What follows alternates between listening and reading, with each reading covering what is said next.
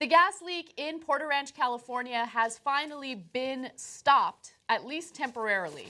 Now, this is good news, especially considering the fact that methane has been leaking in the San Fernando Valley since October 23rd of last year. Now, after 4 months, the gas company finally figured out how to stop the leak.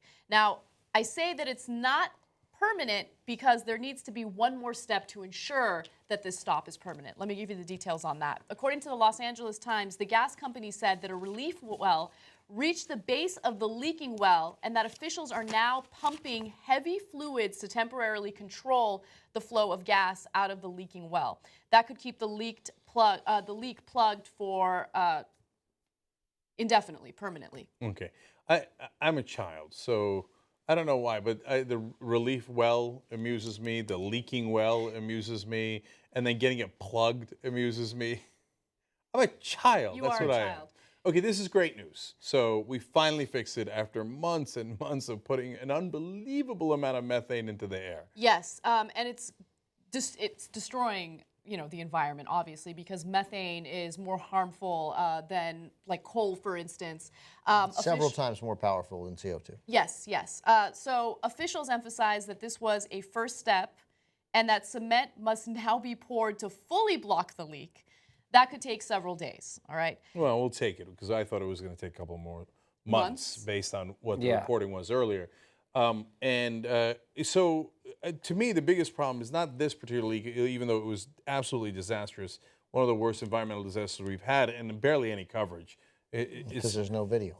Yeah, and it's the only video we have is, you know, that video at night. Yeah, we have the infrared video, which is right there. I know, but that's not anything people know. That looks looks like a movie. I can't tell. Where's the leak?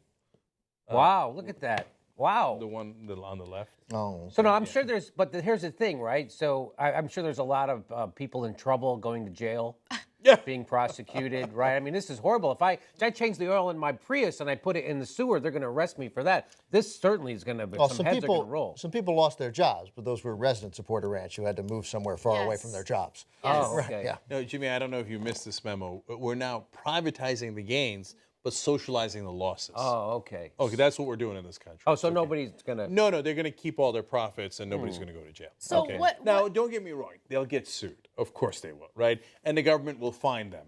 Is it appropriate? I mean, the beginning fines that they were talking about were comically low. Yeah, about My guess is that won't stand. $75,000 a day for each day they didn't report it, right? So but then I think that's like 3 days or something like that. Yeah, that was it, $25,000 per day, and it wound up being just $75,000 for not reporting it. You might want to report a thing like this, and then it's $1,000 a day after that. It's so comically low. I don't think that there's going to be any criminal conviction in this story, just because of what we've noticed with trends in the country and corporations getting away with doing whatever they want. You don't remember the Gulf oil spill, how they went after those guys? Oh, they went after them so aggressively. Yeah, but there is a criminal investigation. I just want to get that out of the way. There is a criminal investigation.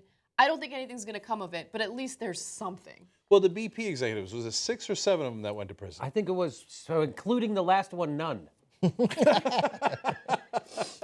Okay, and my point is, okay, so this is disastrous, but this, as LA Times explains, the Stricken well is one of 115 injection wells, also funny, at the 80-year-old, 3,600-acre Aliso Canyon facility.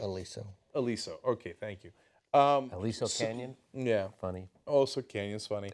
Okay. But the overall story is not funny because this stuff is corroding. Many of those wells are corroded and mechanically damaged, the gas company said. Look, the country is in some ways falling apart, right? We did all this stuff 80 years ago. We did the highways 80 years ago. We did the pipes 80 years ago. It was pretty good 80 years ago, right? But back when we had a progressive president who said, hey, why don't we build things?